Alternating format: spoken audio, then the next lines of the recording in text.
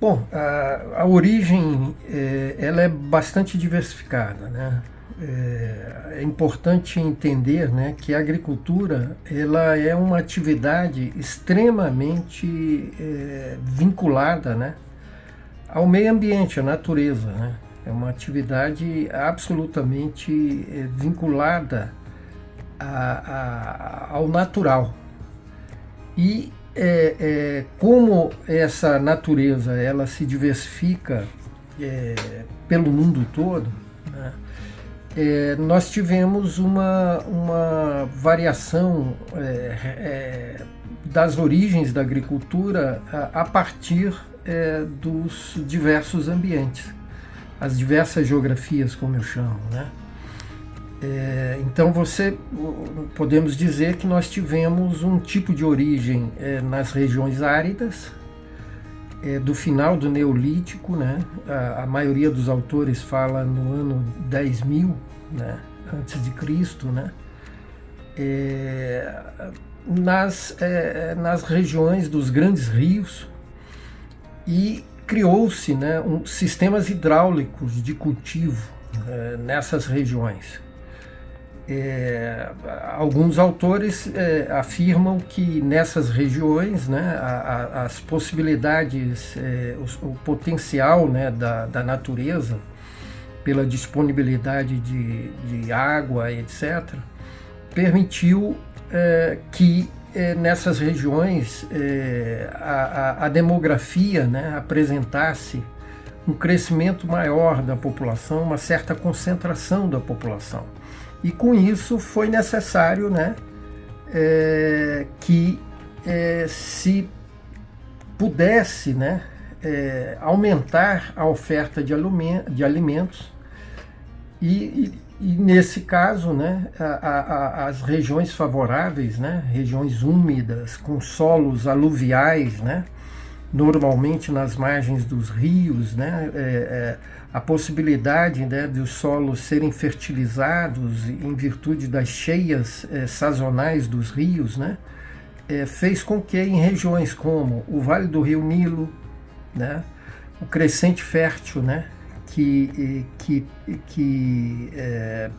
refere-se aos vales do Rio Jordão, do Eufrates, Tigre, criasse nessas regiões, né, o Vale do Rio Indo, né, que hoje boa parte desse vale está dividido entre Paquistão e um pouco da Índia, né, e o Vale dos Grandes Rios da China, do Sudeste Asiático, né, num segundo momento, mas nessas regiões do Sudeste Asiático, da China, em outras regiões da Índia, essas regiões são tropicais, né, tropicais úmidas. Então, nessas regiões tropicais úmidas, nasceu o sistema pós-florestal, né? Aquela agricultura que necessita a derrubada das árvores, das matas, para abrir espaço, né, para alguns cultivos, né? Então, existe documentos, existem fósseis, existem alguns vestígios, né, que indicam culturas nessas regiões florestais, né, ou pós-florestais, né, de também do final do Neolítico, 6.000, 5.000 anos, né, antes de Cristo.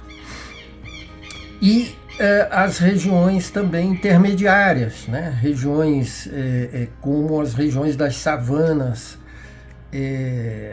das estepes, né, que também tiveram experiências históricas, né, antigas, relacionadas à origem da agricultura. O importante é que de um período nômade passa-se ao período do sedentarismo, e quem permite isso é o desenvolvimento da agricultura, ou seja, a domesticação, né, de determinadas plantas produtoras de grãos ou leguminosas diversas plantas, né? O ser humano consegue domesticar essas plantas a partir do momento que ele sente essa necessidade. E ao lado da agricultura pecuária, né? Que também está relacionada à domesticação de alguns animais que eram selvagens, né? Vamos dizer assim, e que vai variar muito, né? Então a gente pode dizer claramente, né? São trajetórias diferentes que são geradas por processos históricos geográficos diferenciados, né? De acordo, ou seja, com a geografia do lugar e o processo histórico que acontece naqueles lugares, né? Então, em resumo, podemos fazer essa síntese, né, das origens da agricultura.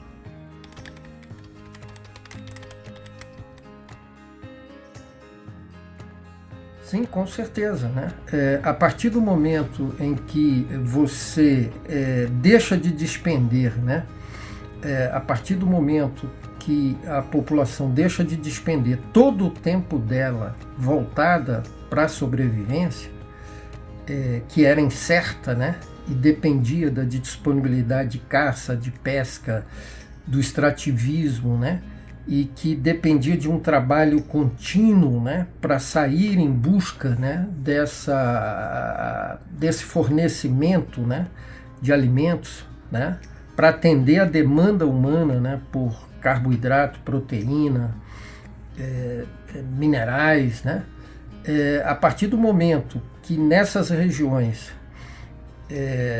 você desenvolve a agricultura e a pecuária, e eu muitas vezes quando falo em agricultura, estou incluindo a pecuária. A partir do momento que aquelas regiões, a população daquelas regiões consegue desenvolver essa inovação, né, a agricultura, começa a ter possibilidade de criar estoques, né? A agricultura ela é sazonal, né? Então você tem os ciclos agrícolas, os ciclos que tem a sua fase de a aragem do solo, tem a sua fase do plantio, do desenvolvimento da planta e finalmente da colheita. Então são ciclos que levam, dependendo das culturas, 3, 4, 5, 6 meses até se chegar aos resultados daquele ciclo. E muitas dessas civilizações conseguiram desenvolver também as possibilidades de armazenar o resultado da agricultura, né? Então, a possibilidade de armazenar alimentos, né, levou a que a população tivesse tempo de desenvolver outras atividades, né? Então você começa a liberar braços da agricultura para outras atividades, né? Atividades comerciais, de serviços, né? Vão se criando redes comerciais, serviços, etc. E a população concentrada em cidades agora vai desenvolver tudo aquilo que faz parte da nossa civilização humana. A arte, né, as religiões, né, que vão sistematizar suas doutrinas, etc. Então, com certeza, o surgimento da agricultura permitiu, né, criar esse edifício fantástico, né, da civilização humana diversificada em diversos continentes, né?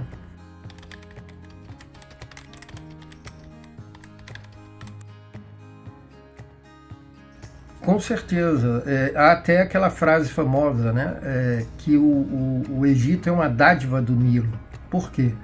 Porque desenvolveu-se ali o que alguns autores chamam de uma civilização hidráulica, né, fundada na disponibilidade de um rico recurso que é a água, essa água permitindo, né, que se pudesse fazer grande aproveitamento, né, das margens do rio e uma produção que sustentasse então aquela civilização. E não é diferente, né, na civilização suméria,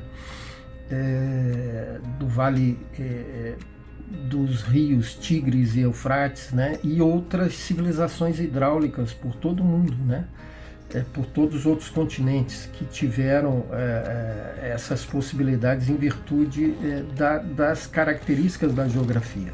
Então, com certeza, podemos fazer essa relação.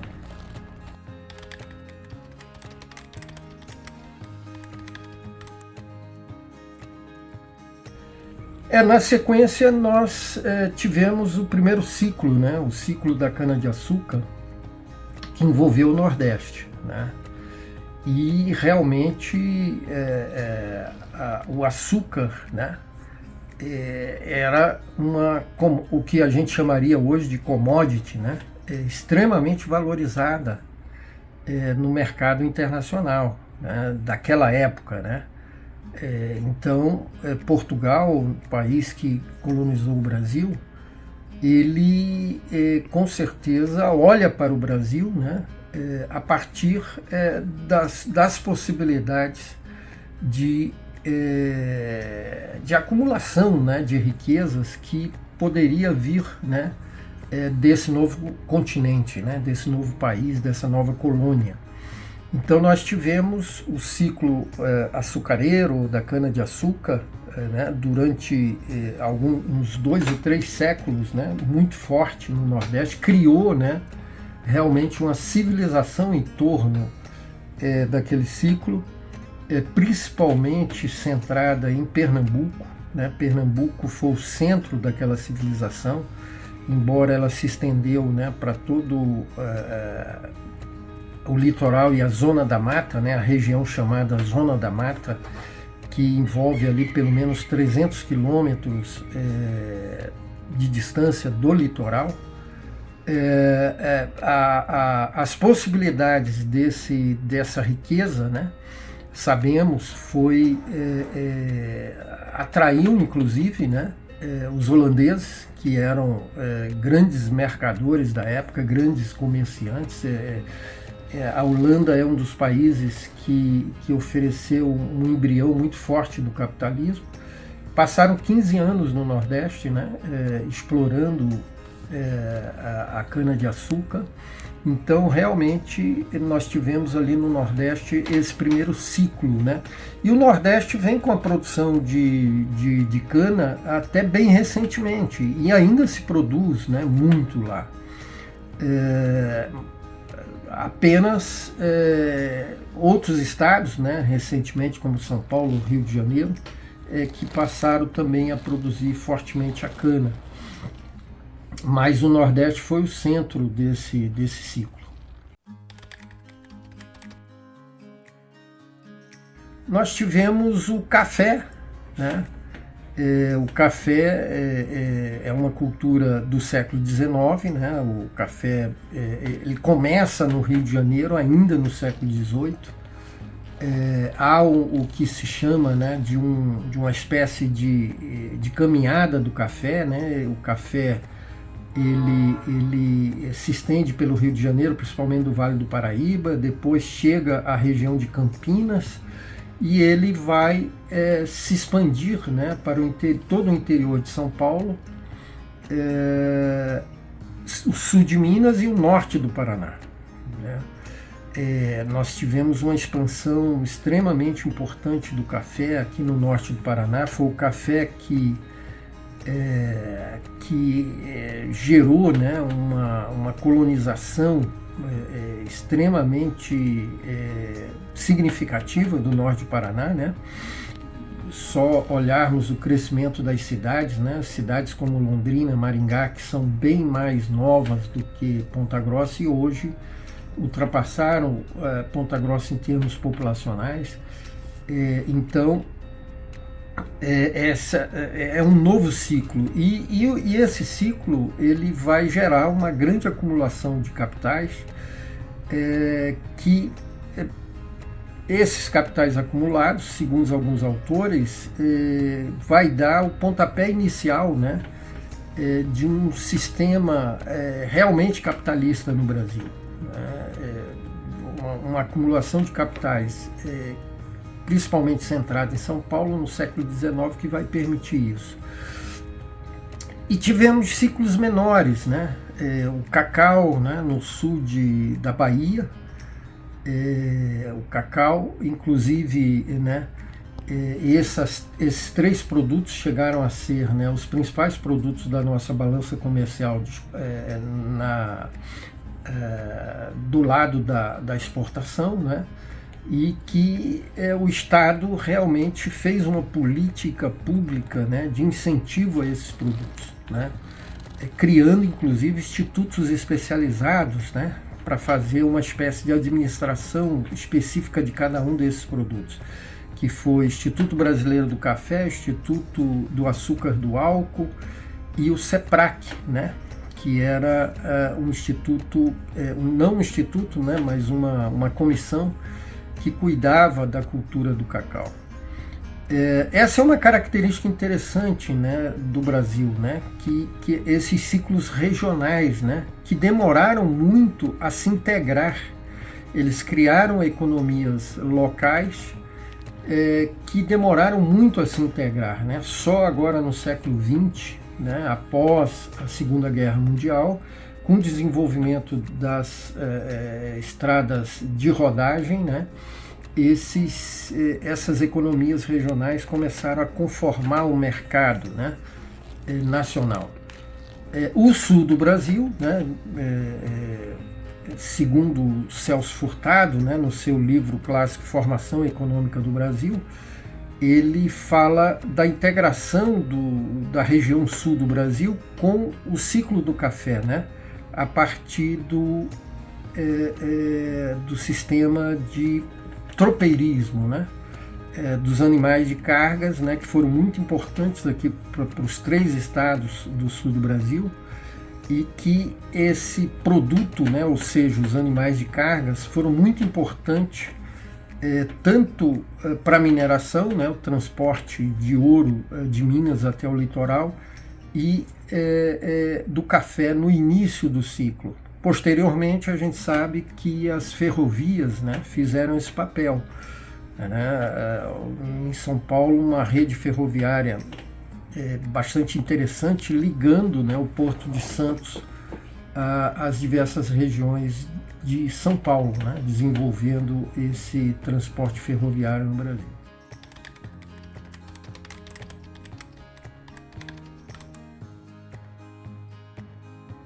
Com certeza, né? E ele permitiu essa integração, né, da nossa economia regional sulista à economia do Sudeste, né, relacionada principalmente ao café e ao ouro, né, ainda no século XVIII. Então foi uma integração interessante, inclusive esse negócio feito entre várias praças comerciais, permitindo a criação de uma espécie de economia monetária, né? Fortalecendo essa economia monetária através da integração das 2 regiões.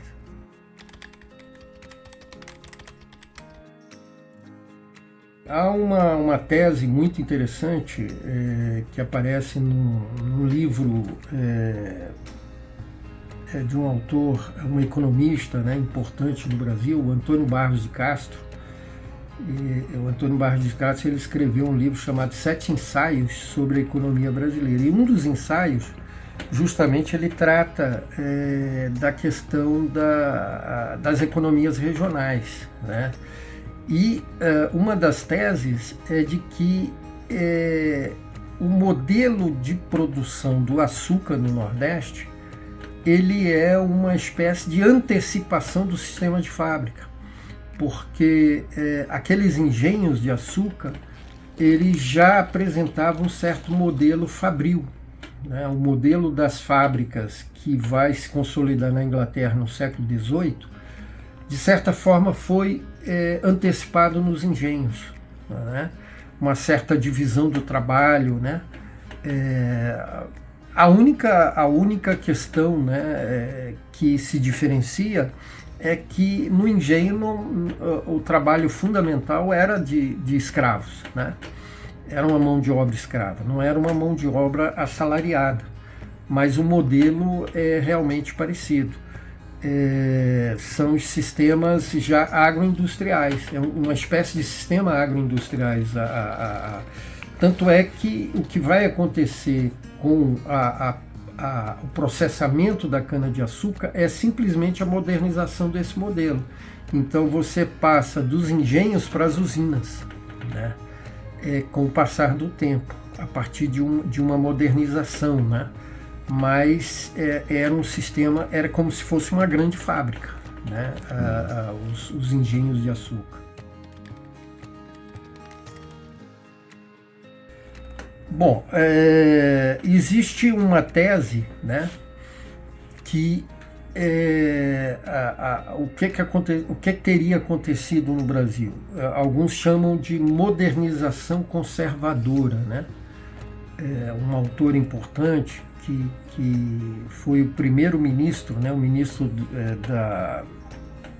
daquele programa, né, Fome Zero, do primeiro governo Lula, José Graziano da Silva, né, que depois foi para uma diretoria da FAO, a tese de que esse modelo, né, ele foi uma modernização conservadora no sentido de que foram as grandes propriedades, né, que muitas delas voltadas para as commodities agrícolas e a maioria delas voltada para a criação de gado, que fizeram um processo de reconversão produtiva, né, e passaram a adotar o modelo chamado de agricultura moderna. Por exemplo, no norte do Paraná é um belo exemplo, né? O que nós tivemos? A cultura do café é uma cultura que é uma cultura arbórea, né? Então o pé de café ele dura alguns anos, né? Você colhe os frutos do café, você não derruba o pé, né, para colher os frutos, você colhe no pé e aí você faz o manejo dessas árvores de café durante anos. Mas o que aconteceu no norte do Paraná?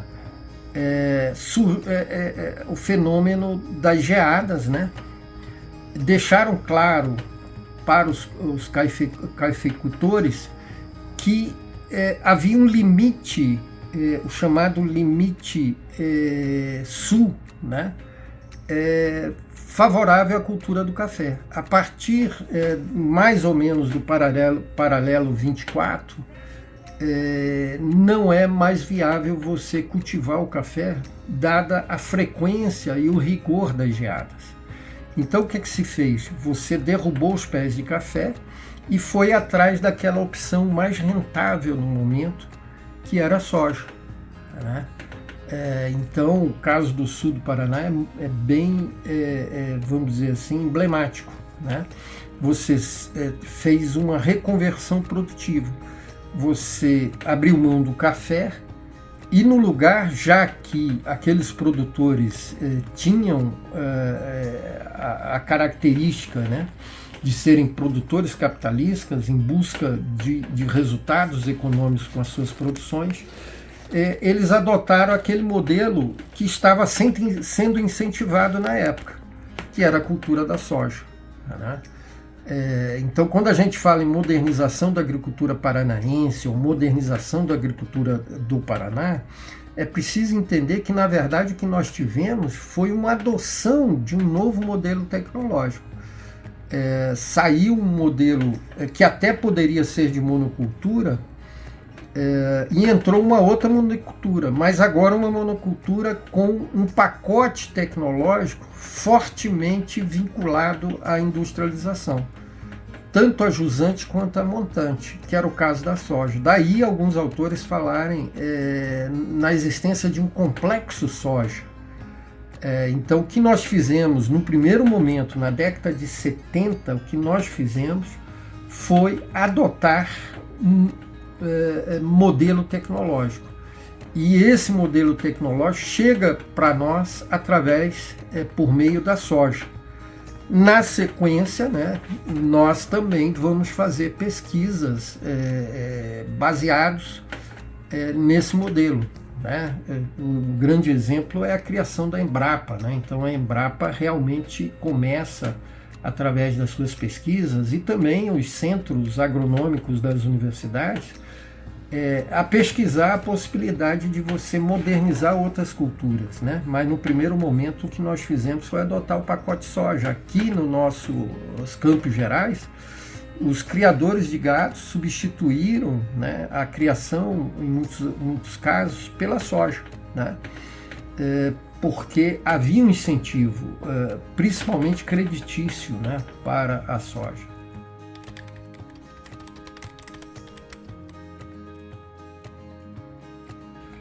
Sim, o algodão é um caso que nós não citamos, né, mas a gente pode dizer que houve um ciclo do algodão, né, no Nordeste no século XVIII, XIX, né, e esse ciclo do algodão ele se fortaleceu no período da Guerra Civil Americana, né? Os Estados Unidos, a área sul, né, dos Estados Unidos, que era a área escravocrata, a principal cultura lá era o algodão. Então, no período da guerra, os 5 anos de guerra, houve, claro, o teatro da guerra eram as próprias fazendas, né?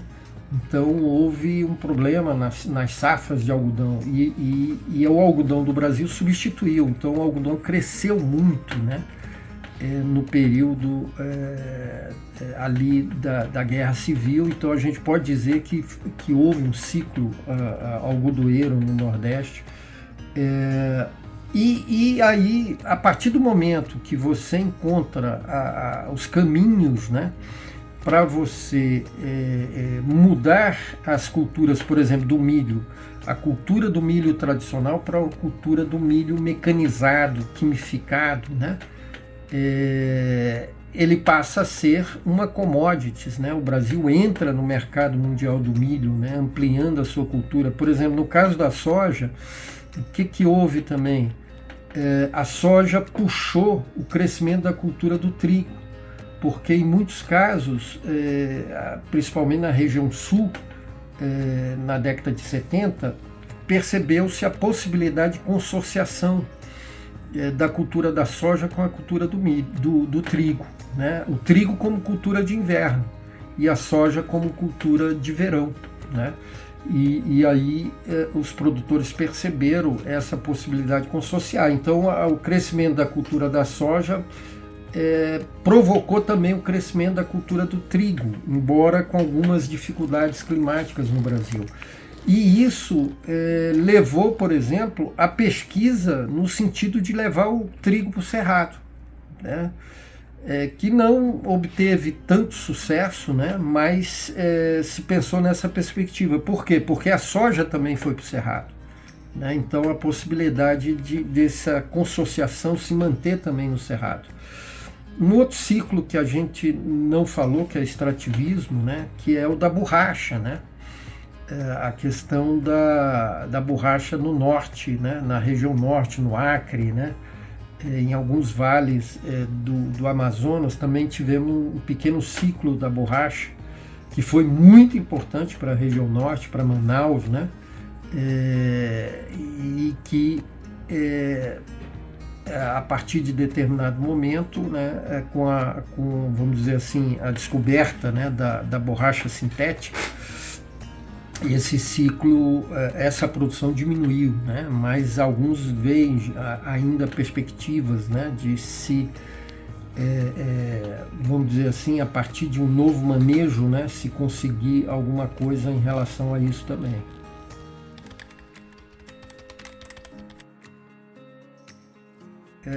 Nós tivemos um ciclo extrativista muito importante, muito definidor, né, da economia paranaense, a erva mate, né, o extrativismo da erva mate, e de certa forma o extrativismo da madeira, né, a rica floresta aqui do nosso Planalto, dos nossos planaltos, né, foi fortemente explorada, né, criando polos madeireiros muito importantes, né, na região sul e no Paraná em especial, né? Curitiba é um centro hoje importante madeireiro, né, derivado desse ciclo. Ponta Grossa, né? Ponta Grossa, a indústria madeireira, né, a indústria de processamento da madeira foi muito forte, né? Foi muito forte e criou, né, inúmeras empresas, inclusive criou uma espécie de, em várias regiões como Ponta Grossa, podemos falar de Curitiba, Guarapuava, União da Vitória, né? O que a gente pode chamar de arranjos produtivos locais vinculados à matéria-prima madeira, né? Porque eu fiz uma pesquisa importante aqui em 1996 em Ponta Grossa e baseada na classificação do ICMS, né, dos setores econômicos a partir do código do ICMS. Então, um dado muito interessante e que indicava claramente que o maior setor industrial naquele momento, em 1996, em Ponta Grossa, ainda era a madeira, né? Que empregava mais de 4.000 pessoas, que tinha mais de 4 dezenas de processadoras primárias da madeira e tinha as indústrias que se utilizavam da madeira, né? Indústrias, por exemplo, de produção de urnas funerárias, pode-se dizer que Ponta Grossa foi importante nessa área, produção de artefatos de madeira em geral, né? Esquadrias, toda essa produção de madeira. Isso é importante em União da Vitória, é importante em Guarapuava, é importante em Curitiba e em cidades menores, Irati, Imbituva, né?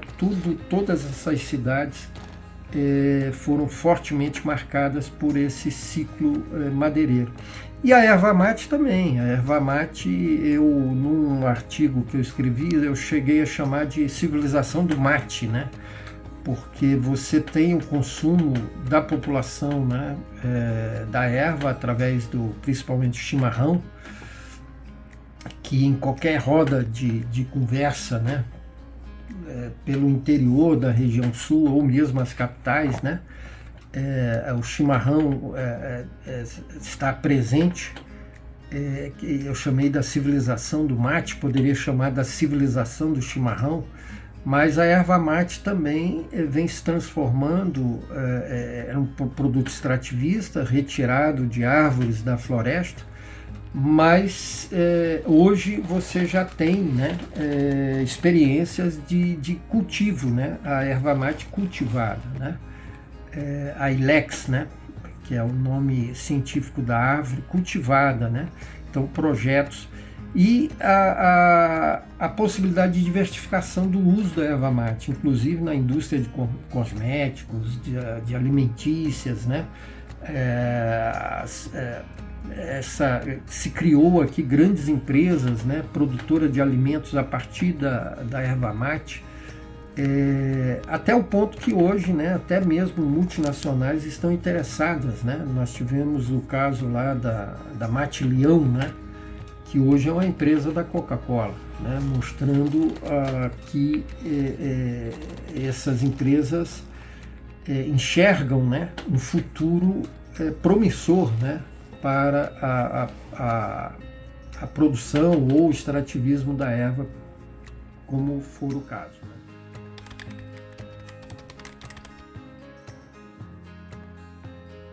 A soja, sem dúvida, né? Nós tivemos o que eu chamo de cooptação territorial, né? Muito forte, né? A partir que alguns chamam o feijão soja, né? No início chamavam, né? Hoje nós temos a soja, a expansão, né? desse modelo de produção, né? Que eu chamo de um modelo motomecanizado e quimificado, né? A motomecanização é a base desse modelo e a quimificação, né? Então, que gera uma demanda fantástica para as indústrias que produzem máquinas e equipamentos, né, para a agricultura e que produzem produtos químicos, sejam os fertilizantes, sejam os agrotóxicos, né? Então, esse modelo de produção desse complexo soja, ele foi tomando o Brasil, né? A partir do sul, né? Ele avança em direção, por exemplo, ao Mato Grosso, Rondônia, né?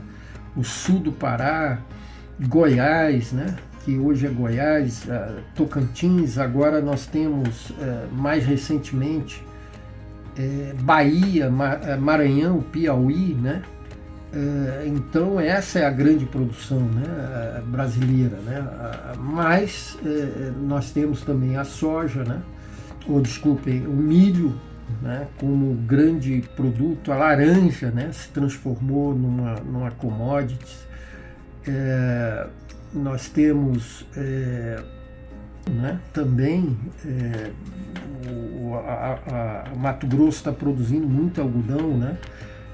Então são aqueles, o café continua sendo um produto muito forte do Brasil, né?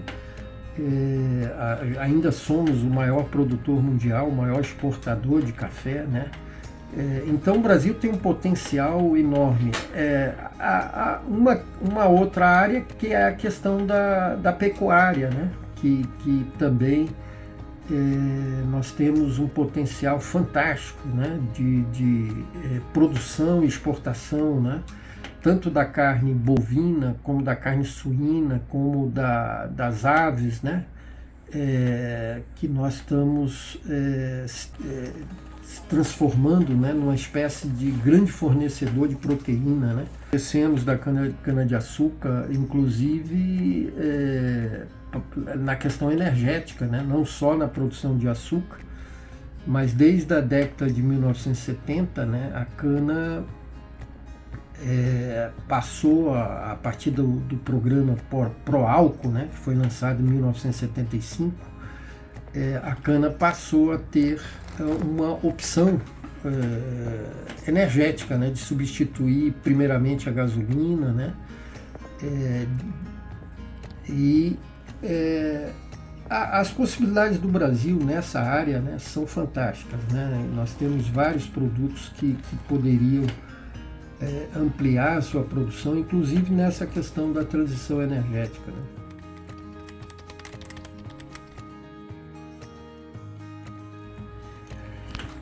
Eu me lembro, né, a pecuária, ela teve vários pontos, né, de difusão, né? A própria interiorização do Brasil, né, em grande parte, foi puxada pela pecuária, né? Nós tivemos uma espécie de ciclo pecuário no Nordeste, né? No Vale do Rio São Francisco, né? Um ciclo, de alguma forma, né?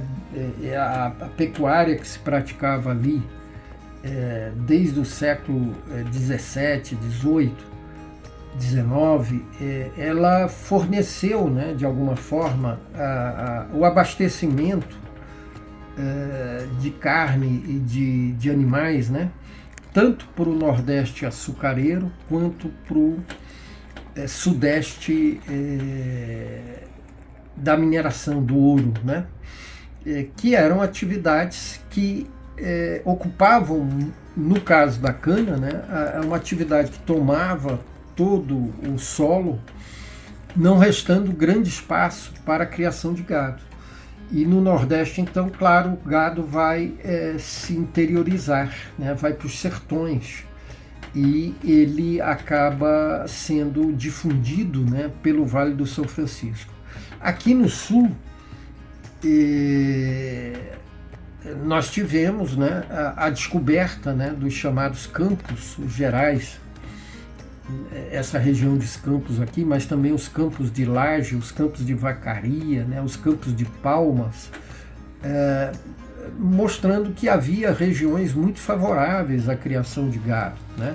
também pelo interior do Brasil. Então você teve uma expansão também por interior de São Paulo e por interior do sul do Brasil, né? As primeiras sesmarias, né, que eram aquelas terras que eram colocadas à disposição de alguns, vamos dizer assim, privilegiados, né, da época. Uma das atividades econômicas fundamentais dessas primeiras sesmarias era o gado. Claro que era uma criação de gado extremamente extensiva, né? Então você tinha uma criação extensiva, né? Só muito recentemente nós partimos para a criação mais intensiva de gado, né? Mas o diferencial ainda da pecuária brasileira é que, pela enormidade de algumas fazendas, ainda se cria muito o gado de forma extensiva. No caso aqui do Sul, Portugal proibiu a produção de gado, a criação de gado de carga, né? No Paraná e em outros estados do Brasil, do Sul, né? Sudeste-Sul. E ele então fez isso para incentivar a criação do gado moar nos Pampas, no Rio Grande do Sul. Por quê? Para ajudar no povoamento, né? Para que aquela população que se sujeitasse a estar numa região do Brasil que era uma região mais distante do centro, né, econômico do país, que ela tivesse uma atividade econômica importante para fixar essa população. Então, uma das opções foi a criação desses animais de carga, que então tinham que ser transportados para as áreas que mais precisavam desses animais. E aí é uma importante e interessante intervenção do Estado, né? No sentido de criar uma atividade econômica interessante para o que era o Rio Grande do Sul da época, porque a gente sabe que ali houve disputas territoriais mais acentuadas em relação à Argentina, Paraguai, né, Uruguai, e a fixação de população lá de uma atividade econômica lucrativa seria importante, né? Então, basicamente, nós tivemos esses pontos de difusão e de espraiamento, né, do gado, né? No caso do interior de São Paulo, inclusive chegando ao que é hoje Goiás e Mato Grosso, né? Com a criação extensiva.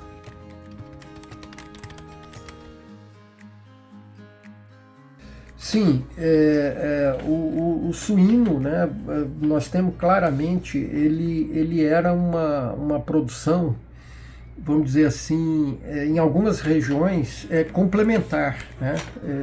Se produzia suínos em todas as regiões do Brasil. Aqui no Sul nós tivemos um processo que foi, né, a produção do suíno tomando um caráter de produção, vamos dizer assim, mais significativa, acentuada e mercantil, né?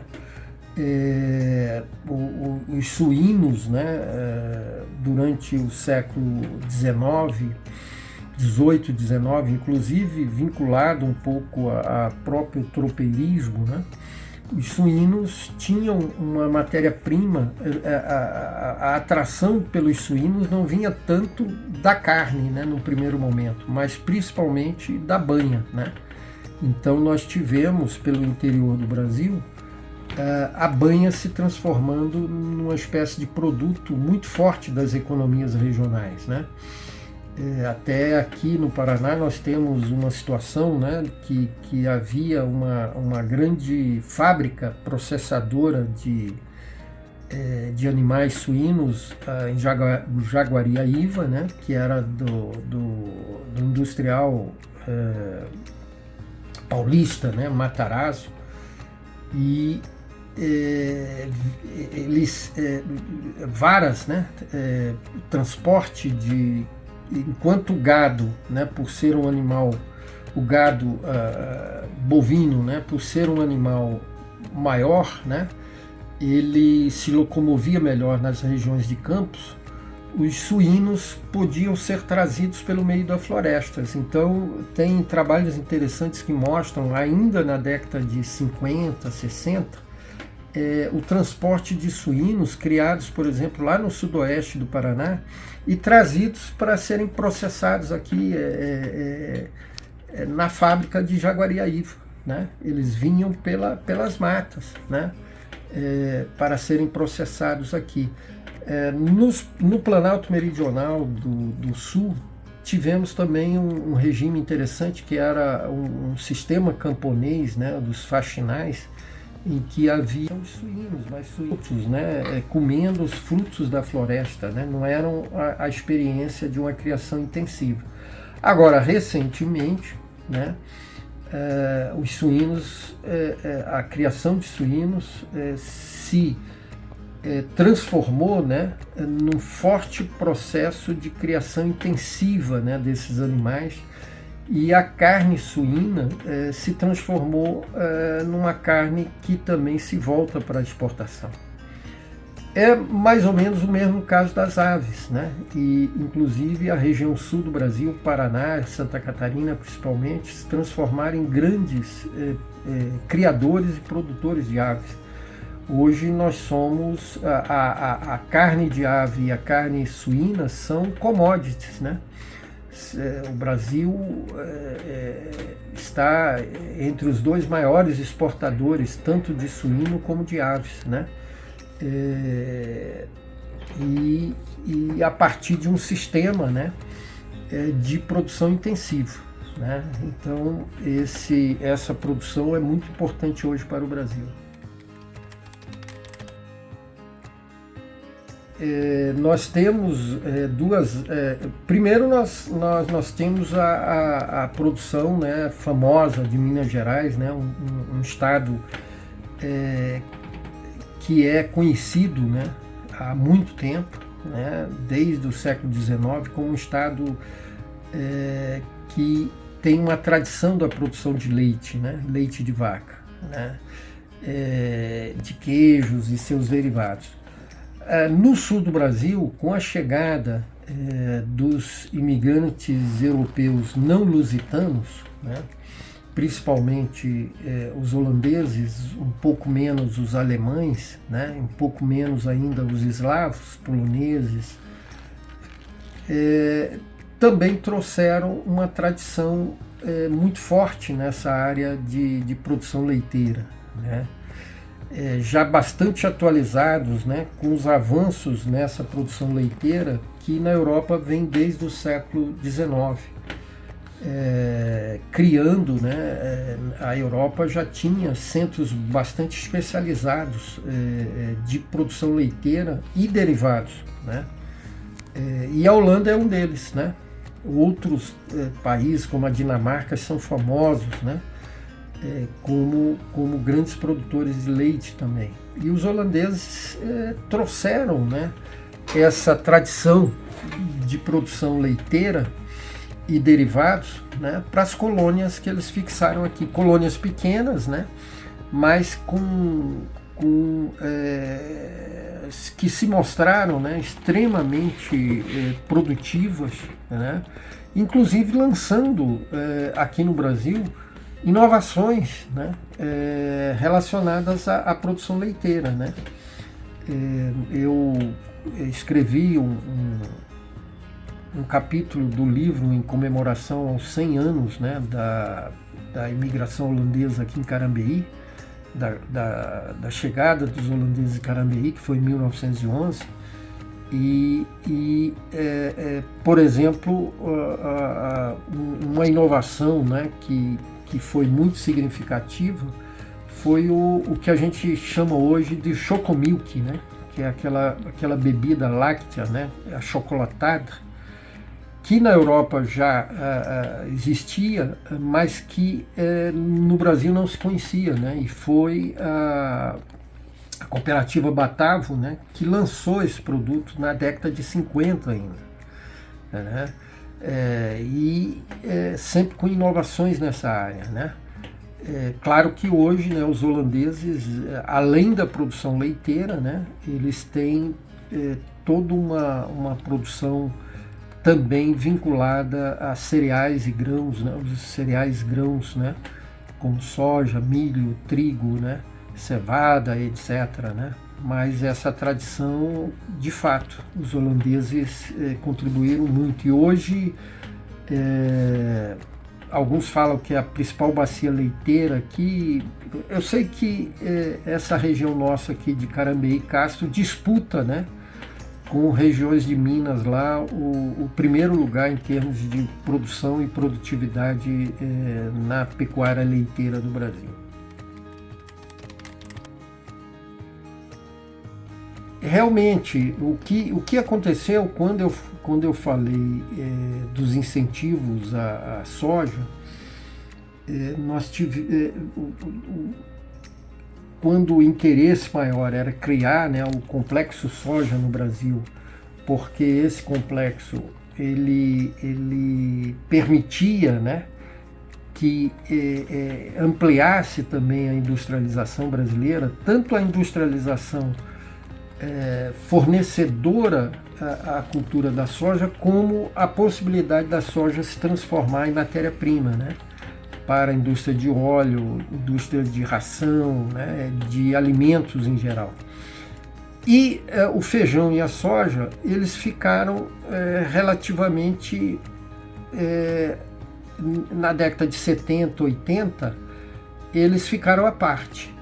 E quem produziu feijão principalmente, para que não faltasse feijão na mesa do brasileiro, foi a agricultura familiar, uma agricultura ainda relacionada em muitos casos aos agricultores de subsistências, mas agricultores também mercantis, agricultores familiares, mas que produziam para o mercado. Então feijão continuou sendo uma cultura importante para agricultores da Bahia, né? Bahia, um grande produtor de feijão, embora todos os estados praticamente do Brasil produzem feijão. Agora, em termos de produção maior ou menor, a Bahia é muito importante, Paraná é muito importante, né? A produção do feijão preto, são várias variedades. E o arroz, né? Outro tipo, né, de cultura que e sobre feijão eu me lembro, né, vamos dizer assim, esse desprezo pelo feijão na década de 80, nós chegamos a ter uma crise de abastecimento no Brasil, né? Tivemos que importar feijão, né, do México, né? Houve uma dificuldade, o preço do feijão estourou, tal, né? E o arroz, né? Também uma cultura tradicional, né, em vários estados, que também teve dificuldades naquele auge, né, do crédito rural só voltado para a soja, mas as regiões de produção tradicional mantiveram-se. É o caso do Rio Grande do Sul, é o caso de Santa Catarina, inclusive agora, né, o Rio Grande do Sul com esse problema das enchentes, né? O medo, né, de se faltar arroz no mercado, né, tá essa polêmica aí em torno do arroz, mas as informações são que a safra já tinha sido colhida, né, então há estoques de arroz suficientes. Essas culturas realmente, né, é a base alimentar do Brasil, né, da maioria, né, dos brasileiros, né.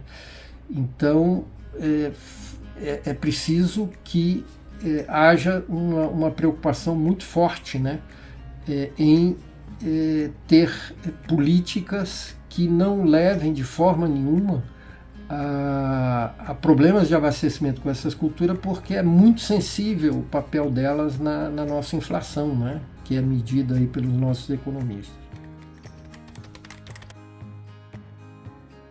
No caso de Cuií, né, tem uma história interessante aqui em Malé, né, que é um município hoje que se transformou num município que se destaca na produção de kiwi, eu conheci por meio de alunos de um curso de especialização que eu ministrei em União da Vitória, de como foi a origem do kiwi, né, no município de Malé.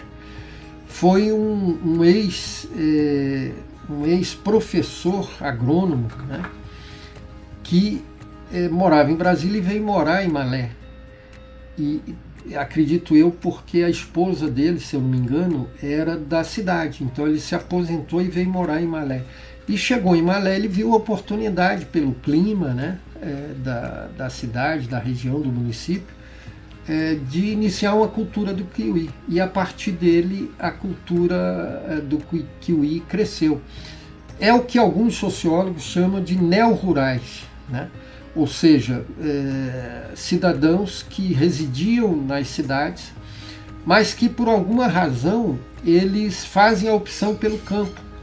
E por causa da formação desses cidadãos, né, conhecendo questões econômicas, administrativas, agronômicas, etc., eles percebem oportunidades de criar inovações, né, produtivas, né, casos de gente que vai para a Europa e descobre que na Europa é muito forte o mercado de chás, né, oriundos de ervas diversas, etc., né. Eu soube de um caso também de uma pessoa que morou na Suíça, descobriu isso, veio para o Brasil, né, criou um projeto de cultivo, né, de ervas e passou a exportar para a Suíça, né? Ou seja, isso é um movimento que tem no máximo 20 anos, né? Esse movimento que está acontecendo na agricultura, tanto as questões de transformações do próprio agronegócio como da agricultura familiar. Uhum. Sim, dependendo da região, né? Porque ele tem algumas exigências, né? É um animal mais rústico, né? Nós temos experiências aqui no litoral do Paraná, né? E a região tradicional do búfalo, né? No Marajó, né? E claro, há um diferencial, né? Tanto na carne quanto na produção do leite, né, e consequentemente na produção dos queijos de origem. Esse fato dessa produção normalmente ser uma produção localizada, isso abre uma possibilidade de mercado que é o que alguns chamam de apelação de origem, né? Ou seja, de você relacionar, né, a produção não apenas com aquela criação específica, mas com a própria região, né?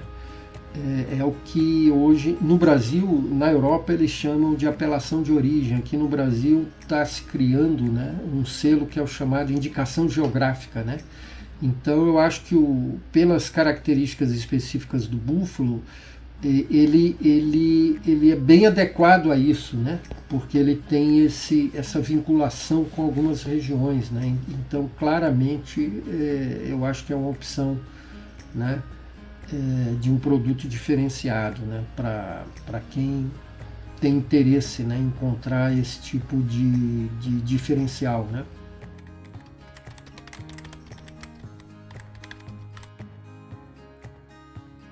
Com certeza, né? Então, se a gente realmente for olhar, né, os primórdios, né, da atividade agrícola, fica claro, né, para nós que foi o motor, né, da civilização, né? Como nós já no início da nossa conversa aqui nós frisamos, né?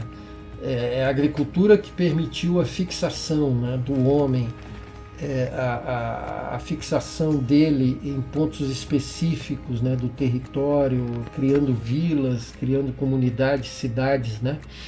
é essa atividade que permitiu isso, e isso é efetivamente o início da civilização, né? Quando o homem se torna gregário, sedentário, né? Sem aquela necessidade, né, de estar em movimento, né, como era no período pré-histórico, né, no período em que ainda não se podia falar de uma civilização humana.